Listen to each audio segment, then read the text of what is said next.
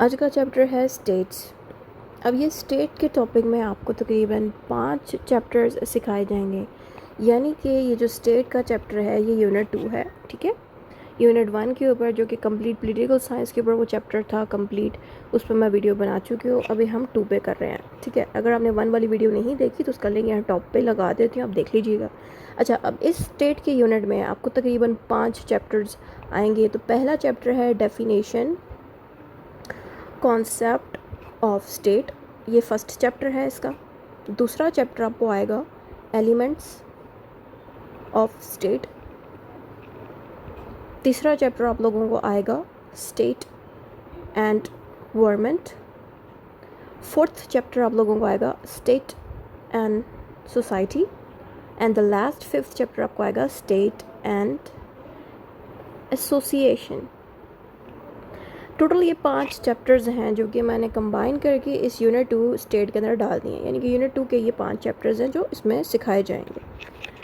तो आपको इनमें से कोई भी आया, आपने यही सेम टू सेम आंसर उठा के लिख देना है। बस करना ये है कि जो फर्स्ट हेडिंग है आपने उसी की देनी है जो क्वेश्चन में दी जाएगी। जैसे कि अगर स्टेट में आपको आ गया स्टेट एंड गवर्नमेंट का चैप्टर अगर आ गया तो आपने स्टेट एंड गवर्नमेंट की हेडिंग दे के बाकी सारा अंदर से सेम टू सेम ही अटैम्प्ट करना है जैसे कि इसमें दिया गया है, ताकि जल्दी से आप लोगों के सारी तैयारी हो जाए 1 डे के अंदर। अच्छा, अब इसके अंदर करना क्या है, सबसे पहले हम स्टार्टिंग लेंगे डेफिनेशन कॉन्सेप्ट एंड एवोल्यूशन के चैप्टर से।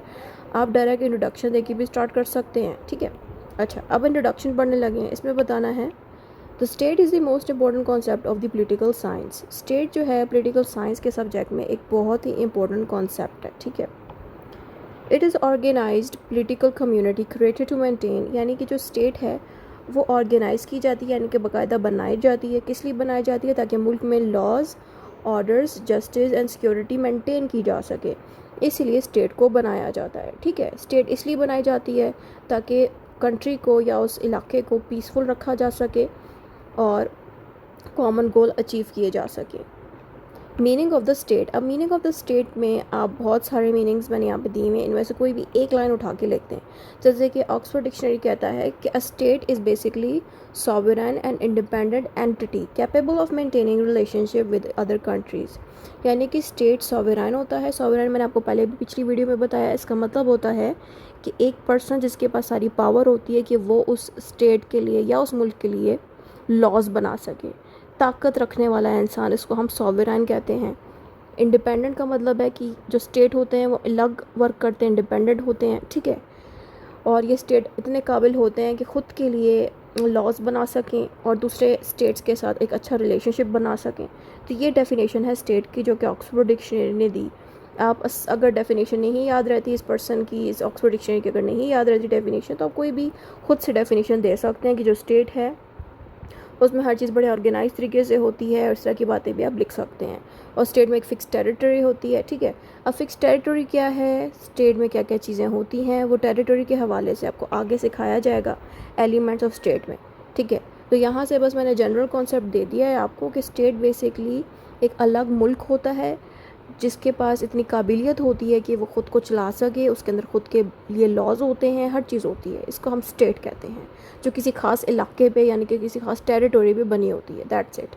अब हम इसकी डेफिनेशन पे आए तो डेफिनेशन के बारे में हमें 2 लोगों ने बताया, एक है सेल्मर, दूसरे हैं फिलीमोर। सेल्मर कहते हैं स्टेट बेसिकली ये होती है जिसमें एक सोसाइटी मौजूद होती है जहाँ पे लोग रह रहे होते हैं, और उस सोसाइटी के अंदर डिफरेंट ऑर्डर्स यानी कि लॉज और जस्टिस के इदारे बनाए जाते हैं ताकि लोगों को जो सोसाइटी में रह रहे हैं उनको कंट्रोल किया जा सके, उनकी सिक्योरिटी की हिफाजत की जा सके, और ये सब सिर्फ एक फ़िक्स्ड इलाके में ही होता है। ठीक है, ये चीज़ हमें सेल्मर बता रहे हैं। फिर आता है फिलीमोर।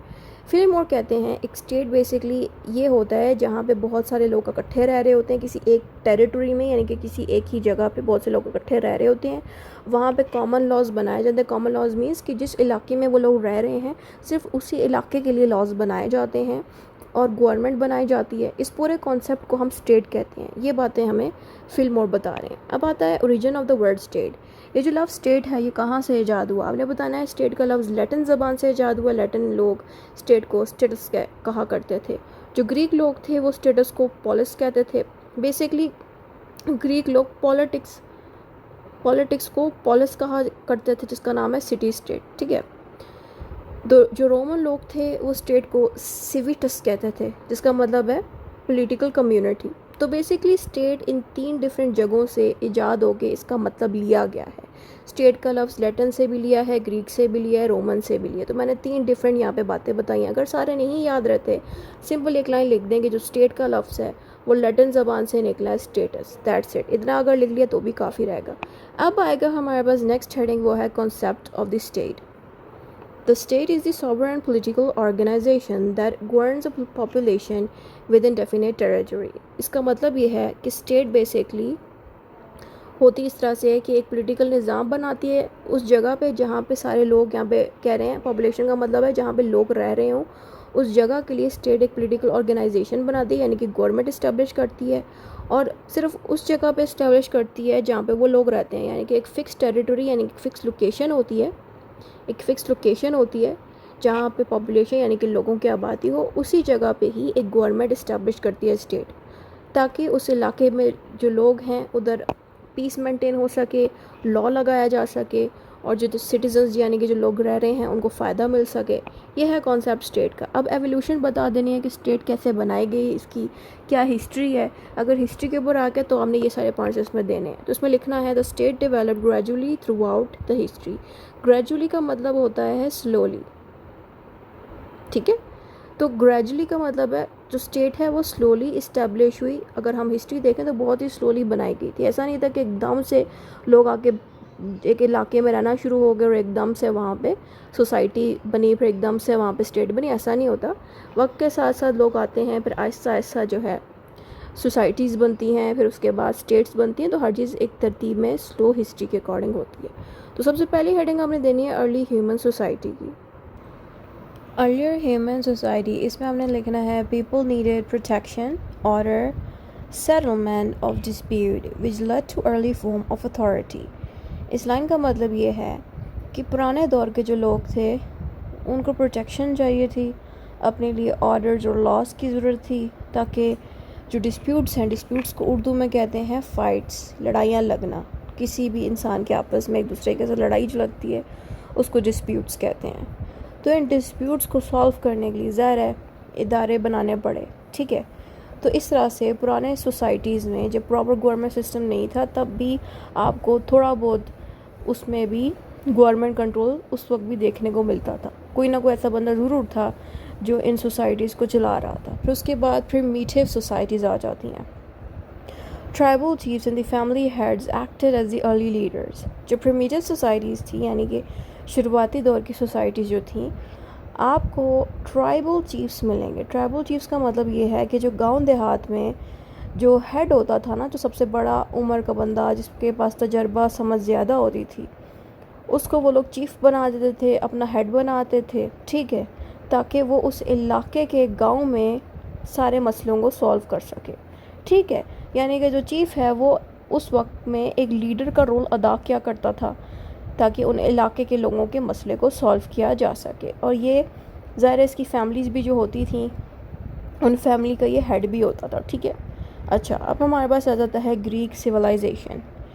जो ग्रीक मुल्क था, ग्रीस का जो मुल्क था, उस वक्त क्या हुआ कि छोटी छोटी स्टेट्स वहाँ पे बनना शुरू हो गई, और इसी वजह से ग्रीक लोगों में पॉलिटिकल आइडियोलॉजी यानी कि पॉलिटिक्स की जो सारा कॉन्सेप्ट था पॉलिटिक्स का वो वहाँ पे फैलना शुरू हो गया।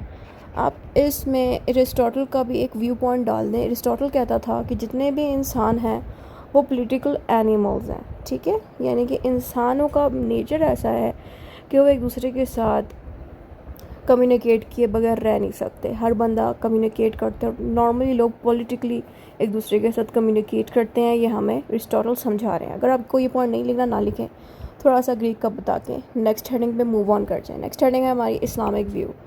इस्लामिक व्यू का मतलब ये है कि इस्लाम ने भी बहुत ज़्यादा रोल अदा किया पॉलिटिकल अथॉरिटी के बारे में समझाने में। इसमें आप हज़रत मोहम्मद सल्लल्लाहु अलैहि वसल्लम का जिक्र करके बताएंगे कि इन्होंने अपने दौर में भी पॉलिटिकल स्टेट मदीना में इस्टेब्लिश की थी, ठीक है। रहता है modern state. The modern territorial states develop during the medieval and the early periods.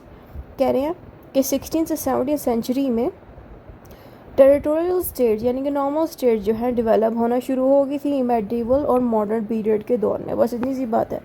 अब हमारा नेक्स्ट चैप्टर आ जाता है, वो है एलिमेंट्स ऑफ द स्टेट के ऊपर। The state can not exist without certain essential elements. कहते हैं कि स्टेट जो है बगैर इन एसेंशियल एलिमेंट्स के एग्जिस्ट कर ही नहीं सकता। वो एलिमेंट्स ये 4 हैं जिनके बारे में हम बात करेंगे। सबसे पहले नंबर पे आता है पॉपुलेशन, फिर आता है टेरिटरी, 4th नंबर पे आता है गवर्नमेंट, एंड सबसे आखिर में आता है सॉवरेनिटी। अब हम इन चारों को एक एक करके समझेंगे। सबसे पहले आता है पॉपुलेशन। पॉपुलेशन पॉपुलेशन में आपने लिखना है population refers to the people living within the state. इसका मतलब ये है कि पॉपुलेशन कहते हैं जहाँ लोग यानी कि लोग रहते हों, उसको पॉपुलेशन कहते हैं, ठीक है। फिर आगे लिखा है without people know state can exist. कहते हैं कि इंसान जब नहीं होंगे तो स्टेट मौजूद ही नहीं हो सकती। ज़ाहिर है स्टेट वहीं पे बनाई जाती है जहाँ पे पॉपुलेशन हो, यानी कि इंसानों की आबादी हो। Population include citizens and the non citizens. Population में सिटीजन्स भी होते हैं यानी कि शहरी उस कंट्री के, और ऐसे लोग भी रह रहे होते हैं उस कंट्री में जो उस कंट्री के सिटीजन्स नहीं होते। जैसे कि पाकिस्तान में कोई अंग्रेज़ आ जाए, वो यहाँ का सिटीज़न तो नहीं होता लेकिन वो यहाँ पे आता ज़रूर है। तो इसी तरह से पॉपुलेशन में सिटीजन्स भी होते हैं और नॉन सिटीजन्स भी होते हैं। फिर आता है Greek thinkers preferred small populations while modern states में have millions of state citizens. कह रहे हैं कि जो ग्रीक लोग थे, ग्रीक फ़िलासफ़र्स थे, उनका मानना ये था कि थोड़ी सी भी पॉपुलेशन हो तो वहाँ पे स्टेट बनाई जाती है। लेकिन मॉडर्न स्टेट को अगर देखें तो उसमें मिलियंस ऑफ सिटीजन्स रहते हैं, यानी कि आजकल के अगर आप स्टेट्स देखो तो उसमें इतने ज़्यादा इंसान हैं, ठीक है। फिर आता है cultural factors such as language, education and traditions also affect political stability. कहते हैं कि जब बहुत ज़्यादा पॉपुलेशन हो तो ज़ाहिर है हर मज़हब के, हर कल्चर के लोग भी रह रहे होते हैं, जिसकी वजह से पॉलिटिक्स में भी काफ़ी चेंजेस आपको देखने को मिलती हैं ऐसी स्टेट्स में जहाँ पे डिफरेंट कल्चर और मज़हब के और ट्रेडिशन के लोग रह रहे हों और उनकी लैंग्वेजेस भी डिफरेंट हो। जैसे कि हमारे यहाँ पाकिस्तान में पठान भी होते हैं, उनकी अपनी लैंग्वेज है, पंजाबी होते हैं। तो इस तरह से डिफरेंट लैंग्वेज वाले लोग भी रह रहे होते हैं जो कि पॉलिटिक्स पे भी काफ़ी असर डालते हैं। अब हमारी नेक्स्ट आ जाती है टेरिटरी। टेरिटरी कहते हैं किसी एरिया को, किसी लोकेशन को। तो इसमें लिखना है territory is the geographical area where the population lives. Population lives का मतलब ये है कि जहाँ पे वो सारे लोग रह रहे होते हैं, जहाँ पे वो पॉपुलेशन रह रही होती है, उसी जगह को हम कहते हैं टेरिटरी, ठीक है। जो कि जियोग्राफिकल एरिया होता है, यानी कि एक फिक्स्ड एरिया होता है जहाँ पे इंसान रह रहे होते हैं। A state must have fixed and reorganised boundaries. कि स्टेट जो है फिक्स्ड एक जगह पे बनाई जाती है जहाँ पे लोग रह रहे होते हैं, और उस स्टेट के अंदर बाउंड्रीज बनी होती हैं। यानी कि बाउंड्री का मतलब ये है जैसे कि अगर पाकिस्तान है यहाँ पे तो साथ जुड़ा हुआ इंडिया है, तो दरमियान में कोई ना कोई बाउंड्री बनी होगी, यानी कि कोई तारें बिछाई गई होंगी, कोई दीवार बनाई गई होगी। यही बात यहाँ बताई गई है कि हर स्टेट जो एक दूसरे के साथ अगर जुड़े भी हैं तो उनके बीच कोई ना कोई बाउंड्रीज होंगी, ताकि पता कि फ़लाँ स्टेट ये जगह फ़लाँ स्टेट की, ये जगह जो है फ़लाँ स्टेट की। फिर आता है states vary in size from very large countries to a very small country. कह रहे हैं कि कुछ स्टेट्स काफ़ी बड़ी होती हैं, कुछ काफ़ी छोटी होती हैं। ये बात यहाँ लिखी है। The location of the state influences इस पॉलिटिक्स, इकोनॉमी एंड डिफेंस। कह रहे हैं लोकेशन बड़ी मैटर करती है। जो लोकेशन होती है स्टेट की, उससे पॉलिटिक्स पे, पैसे पे और डिफेंस पे बड़ा असर पड़ता है। जैसे कि अगर हम अमेरिका स्टेट की बात करें, वहाँ पे पैसा ज़्यादा जनरेट होता compare to the Pakistani state. Pakistan भी एक स्टेट है, यहाँ पे उतना पैसा जनरेट नहीं होता, बहुत सी चीज़ें नहीं मौजूद जो आपको बाहर वाले मुल्कों में ईज़िली मिलती है। तो यहाँ पे कह रहे हैं कि जिस स्टेट में ना कुछ ऐसे होते हैं जिसमें पॉलिटिक्स अच्छी होती है, वहीं पे कोई ऐसी स्टेट होती है जिसमें पैसा अच्छे से जनरेट हो रहा होता है। कुछ स्टेट्स ऐसी हैं जहाँ पे डिफेंस यानी कि आर्मी, नेवी वहाँ की बड़ी मजबूत होती है। तो हर स्टेट में ये भी फ़र्क देखने को मिलता है। जो गवर्नमेंट है, इसमें हमने लिखना है government is the machinery through which the state expresses it's will and performs its function. इस लाइन का मतलब है जो गवर्नमेंट है वो एक ज़रिया है जिसकी मदद से स्टेट जो है फंक्शन सारे परफॉर्म करती है। यानी कि गवर्नमेंट के ज़रिए से स्टेट फंक्शन करती है, क्योंकि जो गवर्नमेंट है वो लॉज बनाने का काम करती है, लॉज को एग्जीक्यूट कराने का काम करती है। एग्जीक्यूटिंग का मतलब होता है लॉ पे अमल कराना, और लॉज को इंटरप्रिटेटिंग का काम भी करती है, जैसे कि लॉ को आसान बनाना, लॉ को हमारे लिए इतना आसान करना कि हमें समझ लग जाए। इस कॉन्सेप्ट को इंटरप्रिटेटिंग कहते हैं। गवर्नमेंट्स में take different form such as the parliamentary, presidential and the federal unitary. अच्छा, कह रहे हैं कि जो गवर्नमेंट है हर स्टेट की डिफरेंट होती है। पाकिस्तान में आपको पार्लियामेंट्री गवर्नमेंट मिलेगी, लेकिन अगर हम यूएसए यानी कि अमेरिका की बात करें तो अमेरिका में आपको प्रेसिडेंशियल फॉर्म मिलेगा। ठीक है, वैसे ही कुछ कंट्रीज़ में फेडरल फॉर्म की मिलेगी गवर्नमेंट, कुछ में यूनिटरी मिल जाएगी, कुछ में डेमोक्रेटिक गवर्नमेंट मिलेगी, कुछ में ऑटोक्रेटिक। डेमोक्रेटिक गवर्नमेंट होती है ऐसी गवर्नमेंट जिसमें आपको डेमोक्रेसी बहुत ईजिली मिल जाए, यानी कि डेमोक्रेसी ईजिली मिल जाए, वहाँ पे लोग वोट दे के अपने पसंद के लीडर को चुनते हैं। लेकिन ऑटोक्रेट बेसिकली डिक्टेटरशिप को कहते हैं। डिक्टेटरशिप होता है एक ऐसा मुल्क जहाँ पे आप वोट दे के अपने लीडर को नहीं बनाते, बल्कि वो बंदा खुद ही कब्ज़ा कर लेता है उस कंट्री पे और अपनी मर्ज़ी के हिसाब से सारे लॉज बनाता है और लोगों को कंट्रोल करता है। तो ऐसे कंट्री को हम डिक्टेटरशिप कंट्री कहते हैं या ऑटोक्रेट कंट्री कहते हैं। तो इस तरह की भी स्टेट्स आपको देखने को मिलेंगी। ठीक है, बाकी यूनिटरी एंड फेडरल जो है आपको अगले चैप्टर्स में मिलेगा। अगर यहाँ पे नहीं मिलती वीडियो तो मैं यहाँ टॉप पे उसका लिंक लगा दूँगी, तो वहाँ से जाके आप federal and unitary form of government देख लीजिएगा कि वो होती कौन सी हैं। उसके अलावा पार्लियामेंट्री प्रेसिडेंशियल का अगर नहीं पता तो मैं यहाँ टॉप पे उनके लिंक्स लगा देती हूँ, ताकि आप parliamentary and presidential form of government भी सीख लें कि वो कौन सी होती हैं। फिर आता है सॉवरेनिटी। सॉवरेनिटी का मतलब होता है supreme authority of the state. ठीक है, यानी कि ऐसा पर्सन या ऐसा इदारा जिसके पास सारी ताकत हो मुल्क को चलाने की या मुल्क के लिए लॉज बनाने की, तो उसको हम सॉवरेन कहते हैं। ठीक है, इंटरनल सॉवरेन भी होता है, एक्सटर्नल भी होता है। इंटरनल का मतलब है the state has complete authority with in its territory, यानी कि स्टेट के पास पूरा कंट्रोल है अपने एरिया को कंट्रोल करने का। ठीक है, यानी कि जो गवर्नमेंट है उसके पास पूरा कंट्रोल है अपने एरिया को कंट्रोल करने का। इसका मतलब होता है इंटरनल अथॉरिटी। एक्सटर्नल अथॉरिटी का मतलब है the state is independent and free from outside control. और ये जो स्टेट है इस पर कोई और स्टेट आके या कोई और लोग आके कब्ज़ा नहीं कर सकते, ना ही कह सकते स्टेट को कि हमारे कहने पे तुम ये लॉज बनाओ। ऐसा कुछ नहीं होगा। स्टेट जो है अपने आप को खुद चलाएगी, ना ही किसी के कहने पे खुद को चलाएगी, बल्कि खुद वो इतना काबिल इतना होगी कि वो अपने सारे मामलात हैंडल करेगी और बाहर की जो लोग हैं यानी कि जो दूसरे स्टेट्स हैं वो भी इसमें अमल दखल नहीं करेगी। ये बात यहाँ लिखिए। फिर आगे आता है स्टेट एंड द गवर्नमेंट। ये हमारा दूसरा चैप्टर है स्टेट के अंदर वाला। ठीक है, तो स्टेट एंड गवर्नमेंट के चैप्टर में करना क्या है कि इसमें हमने सबसे पहले तो मीनिंग देना है गवर्नमेंट का। गवर्नमेंट इज़ द ऑर्गेनाइजेशन और group of people through which the state performs this function, make laws and administer the public affairs. इसका मतलब ये है कि जो गवर्नमेंट है वो एक ऑर्गेनाइजेशन होती है या ग्रुप होता है जिसमें कुछ लोग बैठे होते हैं जिनका काम होता है कि लॉज बनाना, गवर्नमेंट के फंक्शंस परफॉर्म करना, पब्लिक अफेयर्स के मामलात हैंडल करना। पब्लिक अफेयर्स का मतलब है आम लोग, आम जो पब्लिक हैं उनके क्या मामलात हैं, मामलात को अफेयर्स कहते हैं, उनकी क्या ज़रूरतें हैं, इनको मैनेज करने का काम ये लोग करते हैं, यानी कि गवर्नमेंट के लोग करते हैं। तो गवर्नमेंट के जो लोग हैं उनको हमने कहना है ग्रुप ऑफ पीपल जो फंक्शन परफॉर्म करते हैं, लॉज बनाने का काम करते हैं और एडमिनिस्टर करते हैं पब्लिक अफेयर्स को। डेफिनेशन भी आप देना चाहे दे सकते हैं, यहाँ पे दो लोगों ने डेफिनेशन दी है। एक है वुडरोज विल्सन। वुडरोज विल्सन कहते हैं government is the system through which the state enforces laws and policies.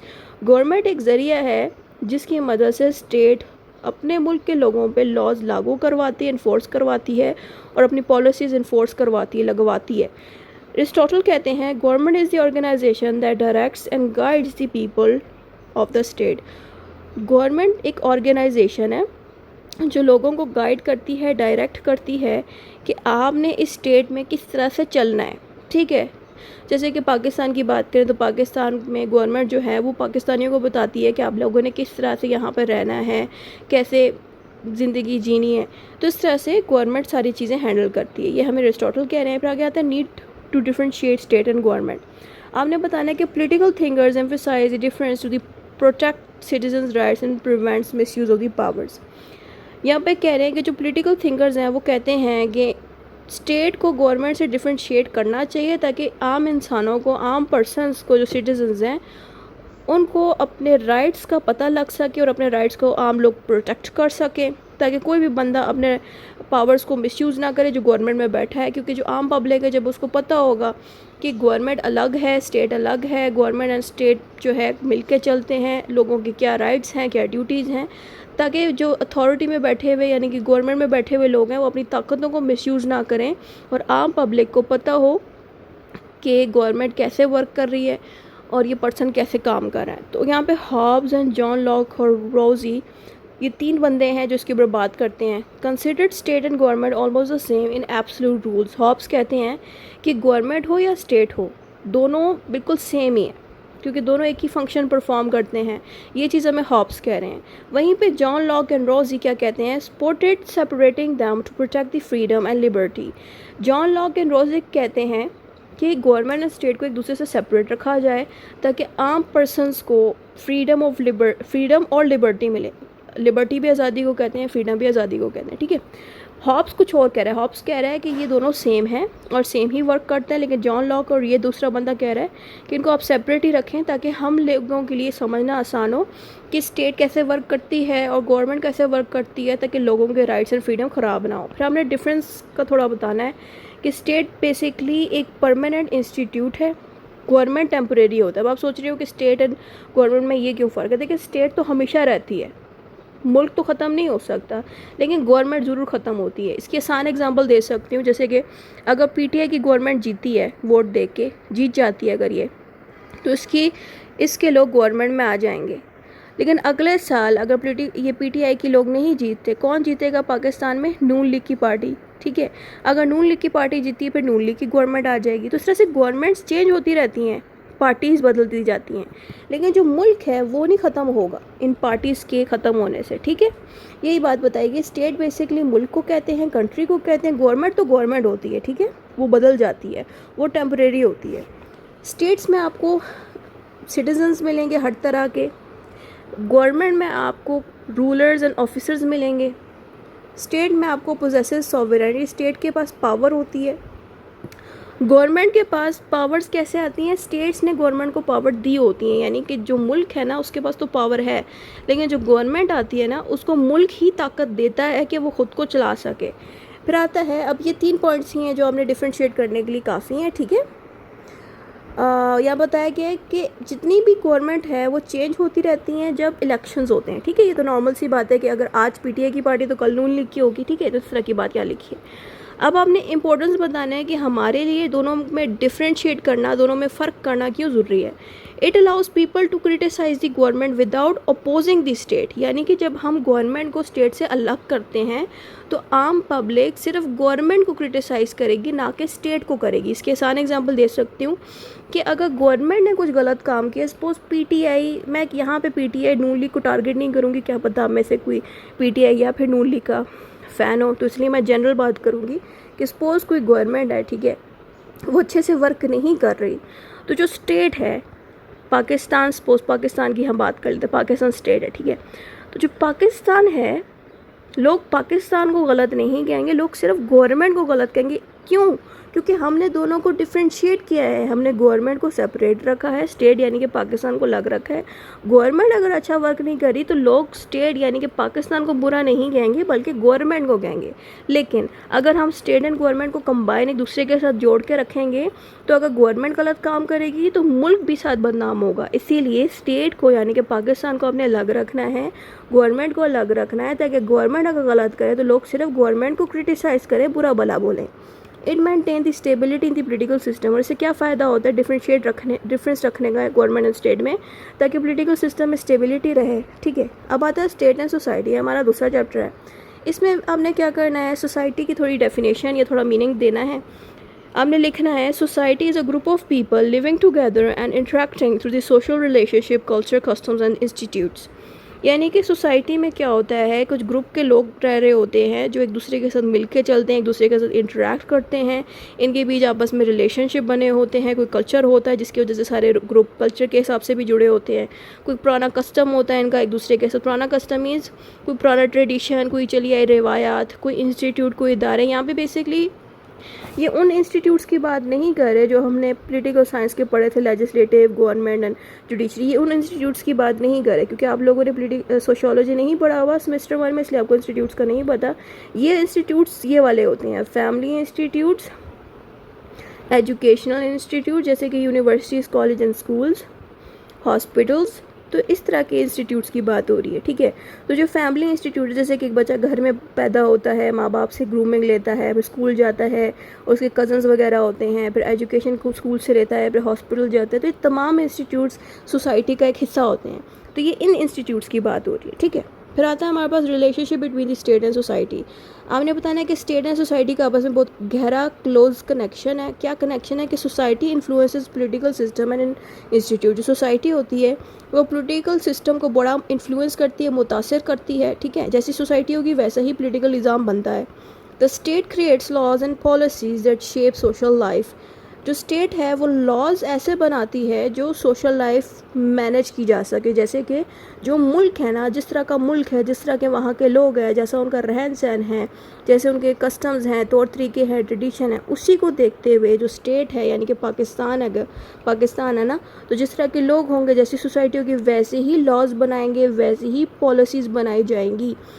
यही बात यहाँ बताई गई है। फिर आगे आता है both work together for social stability and welfare, कि सोसाइटी एंड स्टेट मिलकर चलते हैं ताकि लोगों को, ताकि सोसाइटी में एक स्टेबिलिटी रहे और वेलफेयर यानी कि फ़ायदा मिले लोगों को। अब डिफरेंस हमने दोनों का बता रहे हैं। डिफरेंस ये है कि स्टेट बेसिकली एक पॉलिटिकल ऑर्गेनाइजेशन है और जो सोसाइटी है वो एक सोशल ऑर्गेनाइजेशन है।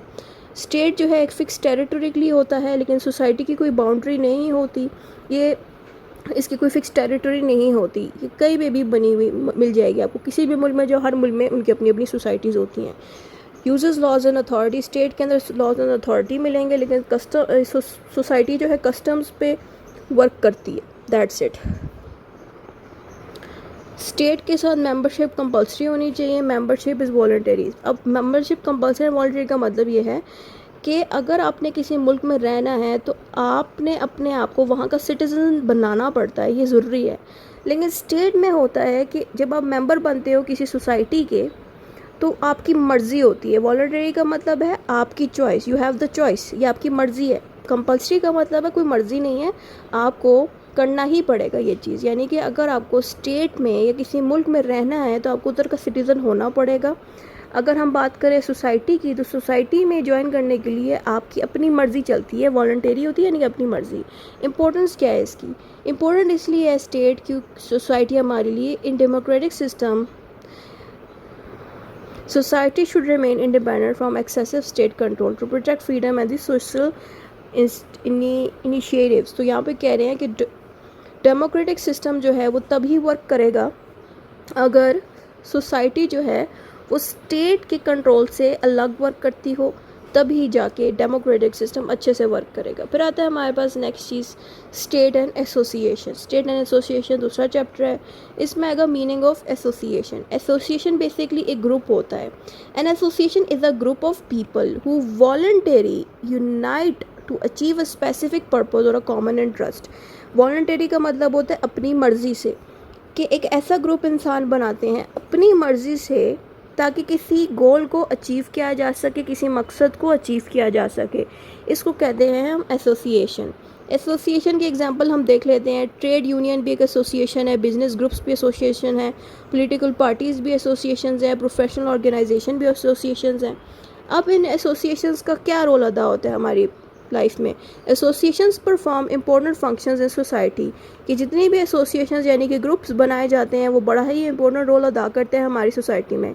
According to the pluralist thinkers, association, अगर आपको प्लूरलिस्ट थिंकर का नाम याद नहीं हो तो डायरेक्ट लिख दें कि एसोसिएशन जो है हेल्प करता है रिप्रेजेंट डिफरेंट इंटरेस्ट, यानी कि हर ग्रुप के लोग मुख्तलिफ चीज़ों के ऊपर बात करेंगे, ठीक है, and assist the state in managing social affairs. और यही एसोसिएशन स्टेट को यानी कि कंट्री को हेल्प करेंगे ताकि उन सारे मामलात को हैंडल किया जा सके, ठीक है। जैसे कि यहाँ पे मैंने बता दिया कि एक ट्रेड यूनियन भी एक एसोसिएशन है, ये भी हेल्प करता है सबको। बिजनेस ग्रुप्स भी मौजूद होते हैं, वैसे ही बहुत से ग्रुप्स।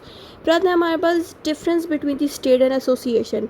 स्टेट ज़ाहिर है सॉवरेन अथॉरिटी होती है, एसोसिएशन सॉवरेन अथॉरिटी नहीं होती, क्योंकि नॉर्मल ग्रुप का एक ग्रुप के लोग होते हैं जो इस चीज़ को मैनेज कर रहे होते हैं। अगर हम बात करें स्टेट की, तो स्टेट में मेंबरशिप होना कंपलसरी है, यहाँ पे मेंबरशिप होना वॉलंटरी है, सेम जैसे सोसाइटी के हमने लिखा था। स्टेट के अंदर आता है परमानेंट इंस्टीट्यूट, स्टेट परमानेंट होता है, एसोसिएशन जो है परमानेंट नहीं होता, टेम्परेरी होता है। Works for welfare of all citizens, जो स्टेट है वो सब सिटीजन्स के फ़ायदे के लिए काम करता है, लेकिन जो एसोसिएशन है वो सिर्फ स्पेसिफिक इंटरेस्ट को लेके, यानी कि स्पेसिफिक मकसद को पूरा करने के लिए बनाया जाता है। स्टेट जो है लोगों पे लॉज और टैक्स कलेक्ट करने का काम करती है, और एसोसिएशन क्या करती है, मेंबर्स आपस में कोऑपरेट करके किसी गोल को अचीव करते हैं। फिर आता है फाइनल एनालिसिस, ये होता है कंक्लूजन। जो भी ऊपर पढ़ा है वो दोबारा आप कंक्लूजन में उठा के शॉर्ट करके लिख दें। फाइनल एनालिसिस की हेडिंग दे दें तो ज़्यादा बेहतर है, कंक्लूजन कीजिएगा, नहीं तो कंक्लूजन की भी दे सकते हैं, जैसा आपको दिल करे। अब इतना ही था इस वीडियो में।